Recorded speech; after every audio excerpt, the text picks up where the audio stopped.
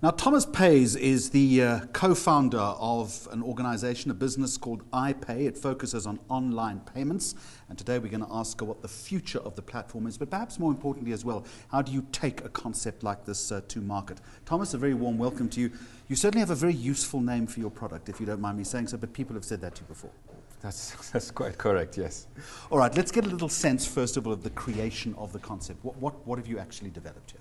Well, I think if you talk about payment nowadays, the first thing that comes to mind around the world when you're in a retail store online is credit card. But if you come to think about it, it's quite a cumbersome process, especially being used online, and it exposes you to quite a lot of fraud. And we wonder how we could really reinvent payment in a way that be more secure and more convenient. So that's how we came about iPay, which is what we call an AEFT, an automated electronic fund transfer. How then have you had to take something like this to market? Has the process been difficult, given that so many of us are wedded to the convention of whipping out the card? Correct. So, first of all, it's been 3 years of working days and nights.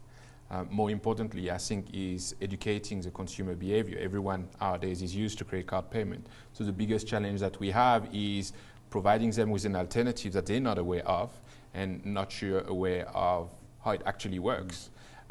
So it's working through our merchants, which are our partners, as well as resellers, in educating the consumer about how we can basically solve a better solution in terms of payment. Aside from educating consumers, has the path to educating merchants been as difficult, or have they been fairly receptive to this concept? So ultimately, it's all about the need you answer when you get into business. Our solution is quite disruptive, but more importantly answers a lot of needs for merchant. The first one is the fraud aspect.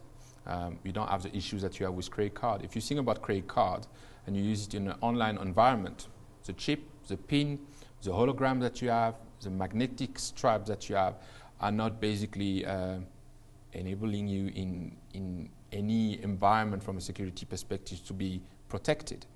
When you talk about electronic fund transfer, that's something that's being done from a banking environment and was always meant to be used online. So for us, going to the merchant and telling them that the fraud aspect is something that can fall away, but more importantly that we can process the payment at a third or half of what they're paying currently with credit card is literally what they're looking for. What do the credit card companies say to you, I wonder? I don't think they have noted what impact we have currently on the market. I'm still waiting for them to give us a call or send us an email. That's a good answer. Give us a sense of the impact that you are making. What has the take-up of this concept been like? So the most important part from our perspective is to actually look at when you talk about EFT, you're talking about abandon rate that happen when someone starts a transaction but ultimately do not proceed through the whole process. And the abandon rate, just from an e-commerce perspective, can be as high as 80%.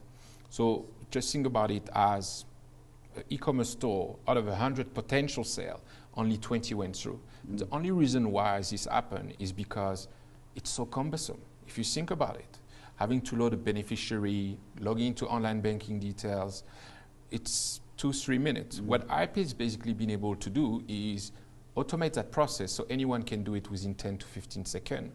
So that's been basically what allowed us to get and gain quite a big traction and success very quickly. But more importantly, I think what we really realized was when all of a sudden we started cannibalizing credit card volume, where all of a sudden someone that will use iPay would stop using credit card because they found it more convenient than a credit card payment. And the potential, finally, where do you see this going? So ultimately, our 5 years road plan that we developed with Ernst & Young is in 100 countries.